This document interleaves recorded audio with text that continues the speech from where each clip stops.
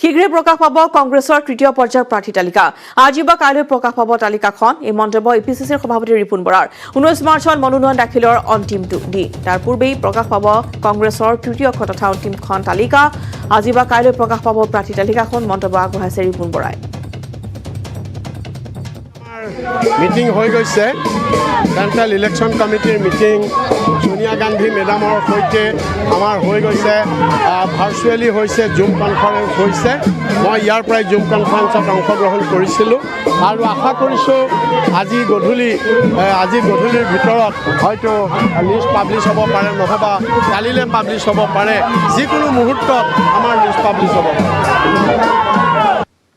তুংগত উঠিছে নিৰ্বাচনী প্ৰচাৰ অভিযান। ৰহা বিধানসভা সমষ্টিৰ মিত্ৰজোঁটৰ অগপ দলৰ প্ৰাৰ্থী বিষ্ণু দাসৰ ব্যাপক প্ৰচাৰ অভিযান। ৰহা সমষ্টিৰ ঘাঁহি পঞ্চায়তৰ পৰা এক বিশাল বাইক ৰেলী উলিয়াই অগপ প্ৰাৰ্থীগৰাকীয়ে। ৰেলীৰ মাজতে ঘাঁহি পঞ্চায়তৰ বিভিন্ন অঞ্চলত অগপ প্ৰাৰ্থীগৰাকীক বিপুল আদৰণি জনাই স্থানীয় ৰাইজে। বাইক ৰেলীত অংশগ্ৰহণ কৰি অগপ প্ৰাৰ্থীগৰাকীয়ে কয় যে ৰহাত অগপৰ জয় নিশ্চিত। অগপ বিজেপি সকলো আমি যুঁজ দিয়া বুলি মন্তব্য বিষ্ণু দাসৰ। আগবঢ়াইছে ভাস্কৰ শইকীয়াৰ ৰিপৰ্ট। মই বৰ্তমান উপস্থিত আছোঁ ৰহা বিধানসভা সমষ্টিৰ ঘাঁহি পঞ্চায়তত আৰু এই ঘাঁহি পঞ্চায়তত অগপ বিজেপিৰ যিগৰাকী মিত্ৰজোঁটৰ প্ৰাৰ্থী বিষ্ণু দাস, তেওঁ আজি এক ব্যাপক ৰেলী আৰম্ভ কৰিছে ঘাঁহি পঞ্চায়তত। মোৰ সমগ্ৰ পৰিৱেশ ইয়াৰ মোৰ সতীৰ্থই দেখুৱাইছে। যিহেতু ঘাঁহি পঞ্চায়তৰ পৰা তেওঁলোকে এক বিশাল ৰেলী আজি উলিয়াব। যিগৰাকী অগপ বিজেপিৰ মিত্ৰজোঁটৰ প্ৰাৰ্থী বিষ্ণু দাসে তেখেতৰ এই ৰেলীবাহী কৰিব। বিভিন্ন ঘাঁহি পঞ্চায়তৰ বিভিন্ন ৰাইজ আহি ইয়াতে উপস্থিত হৈছে। সকলোৱে ইয়াত একেলগ হৈছে। যি প্ৰাৰ্থীগৰাকী প্ৰথমে বিপুল আদৰণি জনোৱাৰ লগতে তেওঁলোকে এক ৰেলী বাহিৰ কৰিব। মই পোনপটীয়াকৈ প্ৰাৰ্থীগৰাকীৰ লগত কথা পাতিব বিচাৰিম। প্ৰথমে আপোনাক শুভেচ্ছা জনালোঁ। ধন্যবাদ। কি ক'ব আচলতে অগপ বিজেপি মিত্ৰজোঁটৰ প্ৰাৰ্থী হিচাপে আপুনি ৰহা বিধানসভা সমষ্টিত প্ৰতিদ্বন্দ্বিতা কৰিব ওলাইছে, কি ক'ব? অগপ আৰু বিজেপিৰ যিটো মিত্ৰজোঁট, এইটো এটা সৎ মিত্ৰজোঁট আৰু এই মিত্ৰজোঁটে যোৱা 5 বছৰ ধৰি ৰাইজক সুশাসন দিছে আৰু ৰাইজৰ উন্নয়ন কৰিছে। গতিকে তাৰ পৰা প্ৰাৰ্থিত্ব পোৱা মোৰ কাৰণে এটা সৌভাগ্য। আৰু আজি আপোনালোকে দেখিছে আবাল বৃদ্ধ বনিতা সকলোৱে আহি মোক আশীৰ্বাদ দিছে, মোৰ লগত আহিছে। গতিকে মই সঁচাকৈ অতি আনন্দিত আৰু সকলোকে মই এই সুযোগতে ধন্যবাদ জ্ঞাপন কৰিছোঁ।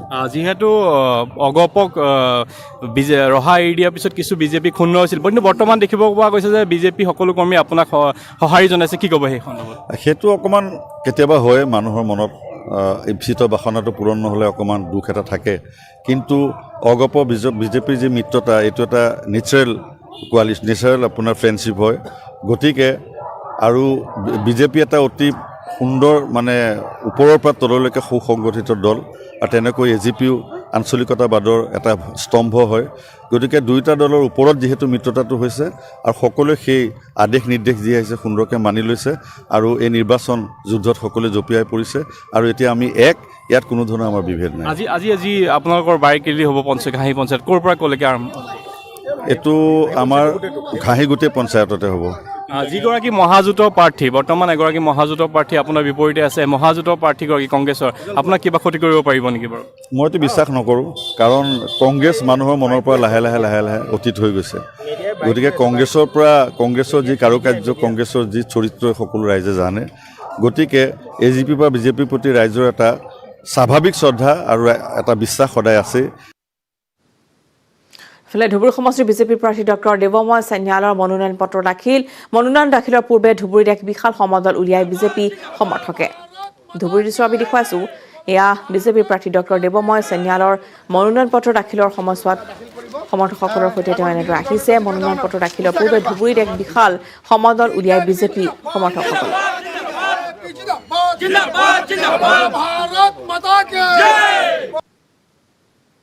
যিমানখিনি হিন্দু ভোট পাম তাতকৈ বেছি মুছলিম ভোট। কিয় এই কনফিডেন্ট কিয় আপোনাৰ? মানুহ 5 বছৰ 6 বছৰৰ কেন্দ্ৰীয় চৰকাৰ তথা ৰাজ্য চৰকাৰৰ কাম কাজ দেখা পাইছে। এটা যিবোৰ হিন্দু মুছলমান বিভাজন কৰা শক্তিয়ে যেনেকৈ এটা বিভাজন ইমান বছৰ সৃষ্টি কৰি আছিল, এই 6 বছৰ কেন্দ্ৰীয় চৰকাৰ 5 বছৰ ৰাজ্যিক চৰকাৰ হোৱাৰ পিছত দেখা পাইছে এইবোৰ টোটালি মিছা কথা আছিল। ধুবুৰী অঞ্চলত আমি জানো 80% সংখ্যালঘু মানুহ থাকে। চৰকাৰী বেনিফিট 80% সংখ্যালঘু মানুহ নেচাৰেলি পাইছে, পাবই। গতিকে তাতেতো কোনো ডিছক্ৰিমিনেশ্যন নাই। গতিকে ৰাইজে গম পায় যে ইমান দিন কংগ্ৰেছে মিছা কথা ভৰি মিছা কথাৰ দ্বাৰা তেখেতে শাসন কৰি আছিল। এইবাৰ আফালে ব্ৰহ্মপুৰলৈ হিমন্ত বিশ্ব শৰ্মাক আদৰণি জনালে কংগ্ৰেছ প্ৰাৰ্থী সুৰেশ বৰাই হিমন্ত বিশ্বক উদ্দেশ্যি সুৰেশ বৰাই ক'লে দাদাই সকলো জানে তেওঁ ব্ৰহ্মপুৰলৈ আহিলে গম পাব ইয়াত কোন জিকিব কাৰণ অপৰাধীক ভোট নিদিয়ে ব্ৰহ্মপুৰৰ ৰাইজে ব্ৰহ্মপুৰত কংগ্ৰেছৰ বিধায়ক হৈ আমি সমষ্টিৰ উন্নয়ন কৰিম বুলি মন্তব্য সুৰেশ বৰাৰ ব্ৰহ্মপুৰৰ কংগ্ৰেছ প্ৰাৰ্থী সুৰেশ বৰাৰ সৈতে আমাৰ সাংবাদিক নীলোৎপল বৰাৰ এক প্ৰতিবেদন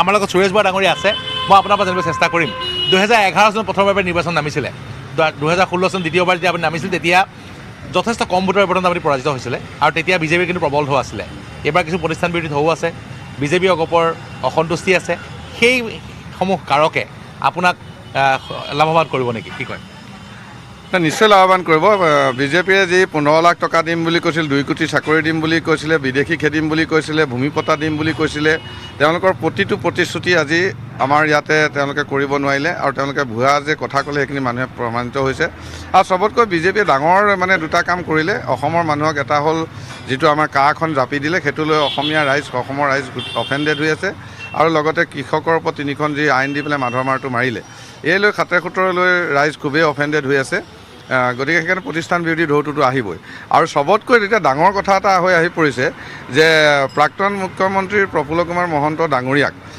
টিকটটো নিদি সাংঘাতিক ধৰণে ক্ৰিমিনেল কেছত জড়িত CBI পৰ্যন্ত জড়িত ৰাইজ খুব অফেণ্ডেড হৈছে আৰু তেওঁ ইয়াত ঘৰো নহয় গতিকে মানুহে আৰু ব্ৰহ্মপুৰৰ মানুহে বাহিৰৰ মানুহক এতিয়া আজিকালি নিবিচৰা হৈছে গতিকে মোৰ কামখিনি আৰু লগতে স্থানীয় কথাটো এইখিনি মিলি পেলাই আচলতে আমাৰ এইবাৰ জয়টো একেবাৰে নিশ্চিত হৈছে আৰু আমি খুব মানে আশা কৰি আছোঁ যে আমাৰ জয় নিশ্চিত হ'ব কিন্তু হিমন্ত বিশ্ব শৰ্মা আহিছে ব্ৰহ্মপুৰলৈ প্ৰচাৰ চলাবলৈ কিমান তেখেত আহিছে ৱেলকাম তেখেতেও আহক তেখেতে বুজি যাওক যে আচলতে তেখেতসকলৰ সিদ্ধান্তটো ক'ত আচলতে ভুল হ'ল বা হেৰি হ'ল বিজেপি ইয়াত এটা আচলতে হেৰি আছিলে একেবাৰে নোহোৱা নহয় বিজেপিৰ এটা চান্স আছিলে এবাৰ নোহোৱা নহয় কিন্তু আচলতে কেণ্ডিডেট চিলেকশ্যনত ভুল হ'ল বুলি মই ভাবিছোঁ গতিকে আমাৰ চাণক্য হিচাপে অসমত যাক জানে হিমন্ত বিশ্ব শৰ্মা ডাঙৰীয়া তেখেত আহক আৰু তেখেত আহিলে এটলিষ্ট আমাৰ ৰাস্তা ঘাটবিলাক দেখিব আৰু তাৰপিছত যেতিয়া মই MLA হ'ম তেখেতে মোক সহজে সহায় কৰি দিব মই ভাল পাম তেখেত অহাটো মই বিচাৰিছোঁ আমি আত্মবিশ্বাসী আৰু কালিলৈ যে দাদা আহিব মই খুবেই ভাল পাইছোঁ দাদাই আহি এটা কথা বুজি যাওক যে ব্ৰহ্মপুৰ কি কণ্ডিশ্যনত আমি ভুগি আছিলোঁ আমি আপোনালোকক আমাৰ বিশেষ কাৰ্যক্ৰম বাইজুছ য়াং জিনিয়াছত লগ কৰালো স্কেটাৰ বয় তিলক কৃষামৰ সৈতে চাহক আমাৰ অনুষ্ঠানত আহি কেনে অনুভৱ হ'ল পাণ্ডিয়াৰ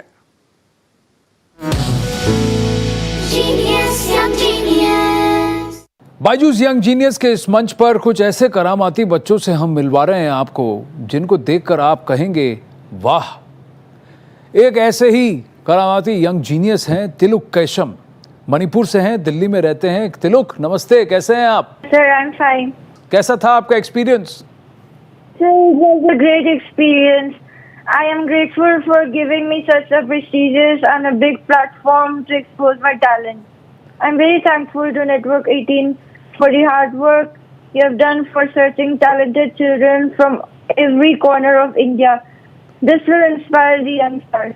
What was the most memorable moment for you Sir, I enjoyed when I did push-ups with Sir Sonu Sood and Sir with you.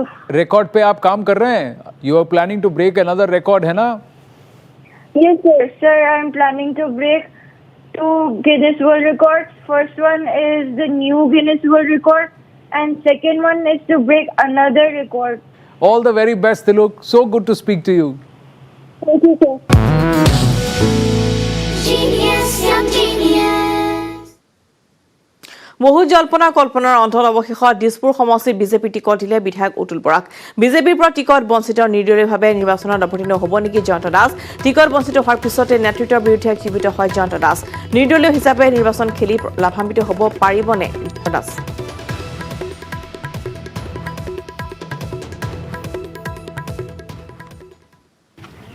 ইমান অন্যায় কৰিব নাপায় বহুত কষ্ট কৰিছে দলটোৰ কাৰণে এই চকুৰ পানী দিছপুৰবাসী ৰাইজে দেখাই দিব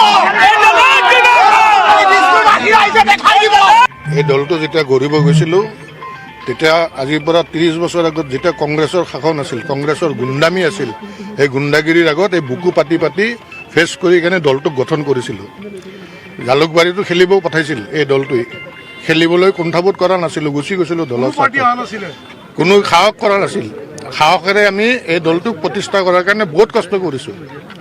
আৰু আজি মই দুখ পাইছোঁ, আৱেগিক হৈছোঁ। যিটো দল গঢ়িছোঁ সেইটো দল এৰাৰ কথা চিন্তা কৰিব বাধ্য কৰোৱাৰ নিচিনা, সেইটো মোৰ কাৰণে দুৰ্ভাগ্য নহয়, সেইটো দলৰ কাৰণেও দুৰ্ভাগ্য যে আমাৰ নিচিনা নিষ্ঠাৱান কৰ্মীসকলে যদি এনেকুৱা দুখ কৰিব লগা হয়, সেইটো অকল মোৰ কাৰণে নহয়, এইটো দলৰ কাৰণেও দুৰ্ভাগ্য যে আজি কিয় এনেকুৱা এটা পৰিস্থিতি হ'ল, কিয় হ'ব পালে। এইটো যিজন ব্যক্তিয়ে বাৰম্বাৰ যোৱা 5টা বছৰত বিধায়ক হৈ কেৱল মাত্ৰ দলৰ বিৰুদ্ধে মন্তব্য কৰি থাকিলে, দলৰ বিৰুদ্ধে স্থিতি গ্ৰহণ কৰিলে, যাৰ বিৰুদ্ধে দলে অনুশাসনমূলক ব্যৱস্থা ল'ব লাগে তেওঁক পুৰস্কৃত কৰিলে, আৰু যোনে দিনৰ গোটেই জীৱন দিলোঁ, আজি মই প্ৰতাৰিত হ'লোঁ। দলক ভাল পাওঁ কাৰণে এতিয়ালৈ ৰখি আছোঁ, অকল দলক ভাল পাওঁ, কাৰণ দলটোৰ দ্বাৰা আমি সেৱা কৰাৰ মানসিকতা আছে।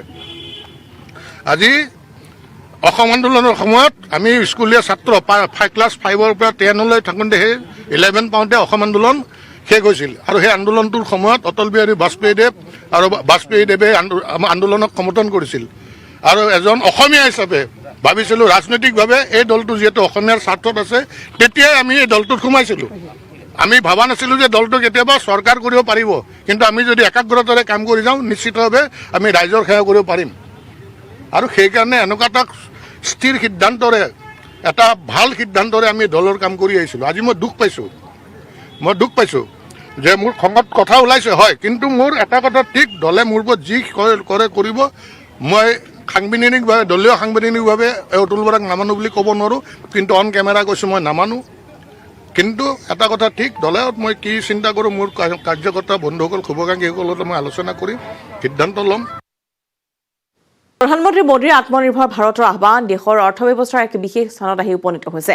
নেটৱৰ্ক 18ৰ আগভাগ আৰু ITCৰ দ্বাৰা প্ৰস্তুত কৰা স্বাভিমান ভাৰতত আমি আপোনালোকৰ বাবে দেশৰ প্ৰতিটো কোণৰ পৰা এনে কিছু কাহিনী বুটলি আনো, যি আত্মনিৰ্ভৰশীলতাৰ শ্ৰেষ্ঠতম উদাহৰণ। নতুন আচাৰ আৰু উপলব্ধিৰ এনে কিছু ব্যতিক্ৰমী কাহিনী প্ৰকৃতাৰ্থত সূচায় যে আমি একক ৰাষ্ট্ৰীয়ভাৱে কিমান সবল। এনে কাহিনী যিয়ে পৌৰাণিক ভাৰতীয় আৰু পৰম্পৰাক জীৱিত ৰাখিছে আৰু সমগ্ৰ বিশ্বতে নিজৰ চিনাকি গঢ় দিছে। আমাৰ আজিৰ কাহিনী হৈছে কৃষি প্ৰযুক্তিৰ ষ্টাৰ্টআপ এগ্ৰোষ্টাৰ আৰু আৰ্য।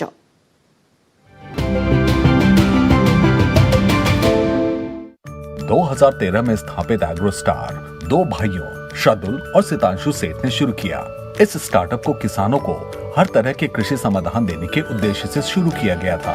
डेटा एनालिटिक्स, एग्री इनपुट्स और टेक्नोलॉजी के माध्यम से समस्याओं के समाधान देता है।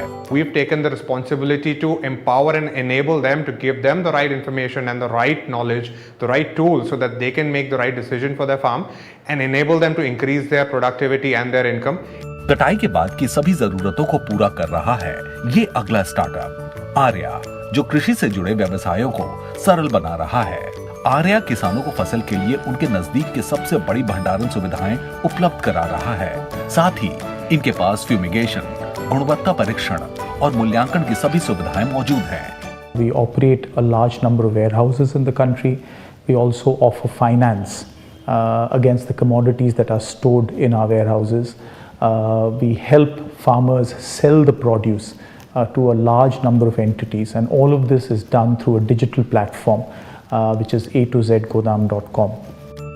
एक आत्मनिर्भर भारत के निर्माण में अहम भूमिका निभाते हुए आर्या और एग्रोस्टार जैसे एग्रीटेक स्टार्टअप स्वाभिमान भारत के लिए गर्व और प्रेरणा का स्रोत हैं।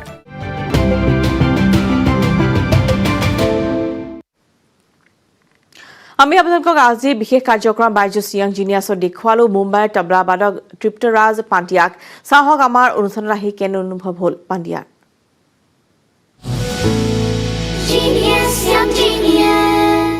बायजूस यंग जीनियस न्यूज 18 पर एक ये कोशिश है जहां हम आपके सामने लेकर आ रहे हैं देश के कुछ करामाती यंग जीनियसेस, चाइल्ड प्रोडिजीज। उनमें से एक हैं तबला एक्सपर्ट तृप्तराज पांड्या। तृप्तराज नमस्कार, कैसा लगा यंग जीनियस में शरीक होकर? नमस्कार, बहुत अच्छा रहा एक्सपीरियंस मेरा, बहुत मजा आया और यादगार था। मैं सोनू सूद सर से भी मिला, उनसे भी बातचीत की, तो बहुत मजा आया। तो क्या याद रहेगा आपको?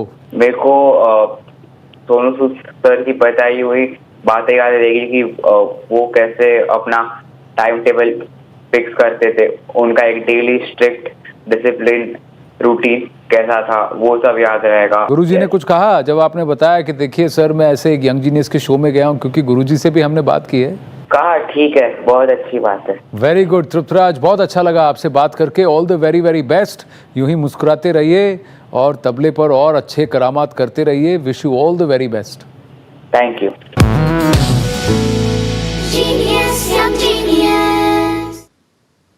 আৰু চৰ্চাত এতিয়া 20টা বছৰে BPFৰ দখলত থকা 70 নং মাজবাট বিধানসভা সমষ্টি, কিয়নো বিজেপিৰ মিত্ৰ দল বিজেপি আৰু UPPL দুয়োটা ইয়াত নামিছে নিৰ্বাচনী যুঁজত।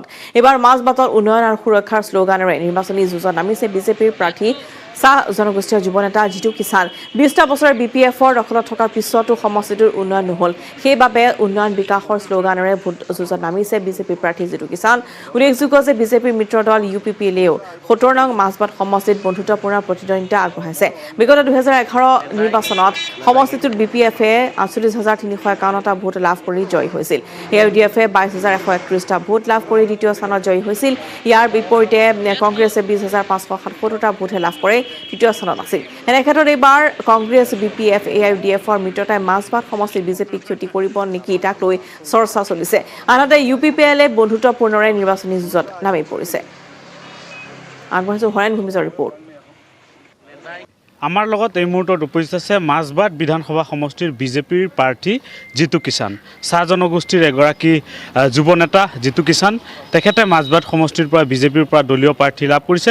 কেনেধৰণে নিৰ্বাচনী ইছ্যু লৈ তেখেতে ৰাইজৰ মাজত গৈছে, কি তেওঁ প্ৰতিশ্ৰুতি দিছে, সমগ্ৰ বিষয়ত আমি জানিম তেখেতৰ পৰা। কিয়নো বিগত 15 বছৰ ধৰি মাজবাট বিধানসভা সমষ্টি BPFৰ দখলত আছে। BPFৰ দুৰ্গ হিচাপে পৰিচিত এই মাজবাট বিধানসভা সমষ্টি। দাদা কি ক'ব, কি ইছ্যু লৈ নামিছে নিৰ্বাচনী যুঁজত? চাওক, ভাৰতীয় জনতা পাৰ্টিৰ মূলনীতি হৈছে সবকা সাথ সবকা বিকাশ আৰু সবকা বিশ্বাস। গতিকে আমি সেইটোৱে মূলনীতি হিচাপে আধাৰত লৈ আমি সকলো জাতি জনগোষ্ঠী সকলোকে একাকাৰ কৰি আমি সকলোৰে সম উন্নয়ন যাতে হ'ব পাৰে সেই বাৰ্তা লৈ ৰাইজৰ মাজত আমি গাঁৱে ভূঞে সকলোতে আমি নামি পৰিছোঁ। আপুনি এগৰাকী চাহ জনগোষ্ঠীৰ নেতা আৰু এই সমষ্টিটো চাহ জনগোষ্ঠীৰ ভোটাৰে নিৰ্ণায়ক ভূমিকা গ্ৰহণ কৰে মাজবাট সমষ্টিত। কি ক'ব, এইবাৰ চাহ জনগোষ্ঠী ভোটাৰ বিজেপিৰ লগত আছে নে নাই? চাওক, চাহ জনগোষ্ঠীয় বুলি নহয়, সকলো জাতি জনগোষ্ঠীৰ ভোটৰে এইবাৰ বিভাজন নহয়। এইবাৰ সব ভাৰতীয় জনতা পাৰ্টিৰ প্ৰতি তেওঁলোকৰ আস্থা আছে আৰু ভাৰতীয় জনতা পাৰ্টীয়ে সষ্টমভাৱে আগবাঢ়ি গৈছে। আমি সকলোতে অনুভৱ কৰিছোঁ, চাহ জনগোষ্ঠী বুলি নহয় সকলো জাতি জনগোষ্ঠীৰ মাজত যিটো আমি আমাৰ যেতিয়া সভা কৰোঁ, সেই সভাবিলাকত বয়োজ্যেষ্ঠই হওক বা যি নতুন ভোটাৰে হওক ন ভোটাৰে হওক, তেওঁলোকৰ মাজত উৎসাহ আছে। তেওঁলোকে এইবাৰ ভাৰতীয় জনতা পাৰ্টিৰ প্ৰতি তেওঁলোকে সমৰ্থন আগবঢ়াবৰ কাৰণে স্বতঃস্ফূৰ্তভাৱে ওলাই আহিছে। গতিকে আমি আত্মবিশ্বাসী যে এইবাৰ মাজবাট বিধানসভা সমষ্টিৰ যি অমাৱস্যা চলি আছিলে যোৱা বিগত 20 বছৰ ধৰি, এইবাৰ তাৰ অৱসান ঘটিব আৰু মাজবাট বিধানসভা সমষ্টিত এইবাৰ পূৰ্ণিমাৰ জোনালী পোহৰ বিলাব। নিশ্চয়কৈ মাজবাট সমষ্টিত আচলতে BPF প্ৰতিদ্বন্দ্বী নহয়, বিজেপিৰ UPPLহে প্ৰতিদ্বন্দ্বী হ'ব জিতু কিষাণৰ। এনেধৰণে তেওঁ মনৰ ভাৱ ব্যক্ত কৰিলে মাজবাট বিধানসভা সমষ্টিৰ বিজেপিৰ প্ৰাৰ্থী জিতু কিষাণে। ৰাজনীতিৰ অংক মানে যেন জংক পংক, নিজৰ স্বাৰ্থক স্বাধীনতা নাম দি আগবাঢ়িছে বহুজন। তেনে স্বাধীনতাৰ ছবি দেখিবলৈ পোৱা গৈছে বোকাখাতত। সিদিনালৈকে একেটা চৰুতে ভাত খোৱা তিনি ভাতটো এতিয়া তিনিটাকৈ পৃথক ৰাজনৈতিক দলত। সমাগত বিধানসভা নিৰ্বাচনৰ প্ৰাকখনত এই ছবি দেখা পোৱা গৈছে 93 নং বোকাখাত বিধানসভা সমষ্টিত। বিধানসভা সমষ্টিৰ বাবে বোকাখাতত 11গৰাকী প্ৰাৰ্থীয়ে মনোনয়ন পত্ৰ দাখিল কৰিছে। 1,44,000 ভোটাৰে নিৰ্ণয় কৰিব এইকেইগৰাকী প্ৰাৰ্থীৰ ভৱিষ্যত। উল্লেখযোগ্য যে পুনেশ্বৰ গগৈয়ে পিন্ধিলে অগপৰ টুপি। নিৰ্বাচনৰ প্ৰাকখনত ইটো ৰাজনৈতিক দলৰ পৰা সিটো ৰাজনৈতিক দললৈ যোৱাটো স্বাভাৱিক, কিন্তু পুনেশ্বৰ গগৈ চৰ্চালৈ আহিছে আন এক কাৰণত। বোকাখাত নিৰ্মাণ গোটৰ হৈ নিৰ্দলীয় প্ৰাৰ্থী হিচাপে 2021 বিধানসভা নিৰ্বাচনত বোকাখাতৰ পৰা প্ৰতিদ্বন্দ্বিতা আগবঢ়োৱা জিতেন গগৈৰ ভাতৃ পুনেশ্বৰ গগৈ। আনকি অসম জাতীয় পৰিষদৰ হৈ 2021 বিধানসভা নিৰ্বাচনত বোকাখাতৰ পৰা প্ৰতিদ্বন্দ্বিতা আগবঢ়োৱা ৰেৱকান্ত গগৈৰ ভাতৃ পুনেশ্বৰ গগৈ। দুই ভাতৃ বেলেগ বেলেগ পথত যোৱাক লৈ ক্ষোভত ফাটি পৰিছে বোকাখাতৰ প্ৰাক্তন বিধায়ক জিতেন গগৈ।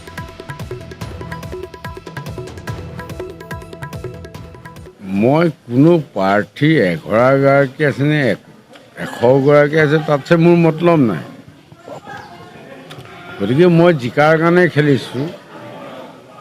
গতিকে মোৰ জিকাৰ যি পৰিকল্পনা সেইখিনি সম্পূৰ্ণ হৈ আছে। 21 মাৰ্চত বোকাখাটৰ জনসভাত অংশ ল'ব প্ৰধানমন্ত্ৰী নৰেন্দ্ৰ মোদীয়ে। বোকাখাটৰ মহুৰা দিহিঙীয়া পথাৰত অনুষ্ঠিত হ'বলগীয়া নিৰ্বাচনী প্ৰচাৰ সভাত অংশ ল'ব মোদীয়ে।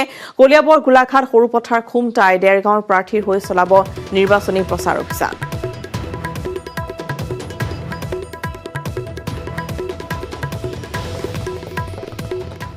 মহুৰা পথাৰত অহা 21 মাৰ্চ তাৰিখে ভাৰতৰ প্ৰধানমন্ত্ৰী নৰেন্দ্ৰ মোদীয়ে এখন নিৰ্বাচনী জনসভাত অংশগ্ৰহণ কৰিব। এই নিৰ্বাচনী জনসভাত অংশগ্ৰহণ কৰা নৰেন্দ্ৰ মোদীক যি স্থানত তেওঁ হেলিকপ্টাৰৰ পৰা অৱতৰণ কৰিব সেই স্থানৰ নিৰ্মাণ কাৰ্য বৰ্তমান সম্পূৰ্ণৰূপে চলি আছে। এই মুহূৰ্তত অসম গণ পৰিষদৰ এগৰাকী কৰ্মকৰ্তা মোৰ লগত উপস্থিত আছে। ইয়াত হেলিপেড কেইখন নিৰ্মাণ হ'ব আৰু প্ৰধানমন্ত্ৰীয়ে কিমান সময়ত অৱতৰণ? ইয়াতে 3খন হেলিপেড নিৰ্মাণ হ'ব আৰু ভাৰতৰ প্ৰধানমন্ত্ৰীগৰাকী দিনৰ 11 বজাত আহি উপস্থিত হ'ব। আমি আশা কৰিছোঁ 1,60,000 কৰ্মী সমৰ্থক মিত্ৰ দলৰ ইয়াত সমবেত হ'ব আৰু এখন সুন্দৰ নিৰ্বাচনী সভা হ'ব বুলি আমি আশা কৰিছোঁ। পুনৰবাৰ এটা কথাই উল্লেখ কৰিব লাগিব যে ঐতিহাসিক মহুৰা দিহিঙীয়া পথাৰত 2020 চনৰ শ্ৰীমন্ত শংকৰদেৱ সংঘৰ 89 সংখ্যক অধিৱেশন অনুষ্ঠিত হৈছিল আৰু সেই অধিৱেশনলৈ দেশৰ প্ৰধানমন্ত্ৰীগৰাকী অহাৰ কথা আছিল, কিন্তু সেই সময়ত তেখেত আহিব নোৱাৰিলে। সেয়েহে জনসভা অনুষ্ঠিত কৰাৰ বাবে ৰাজ্য চৰকাৰে তথা অসমৰ যি মুখ্যমন্ত্ৰী আছে মুখ্যমন্ত্ৰীয়ে বিশেষভাৱে এই স্থানক গুৰুত্ব দিছে আৰু ইতিমধ্যে স্থানীয় বিধায়ক তথা অসম গণ পৰিষদৰ সভাপতি অতুল বৰাই এই কাম কাজ নিজে তদাৰক কৰিছে।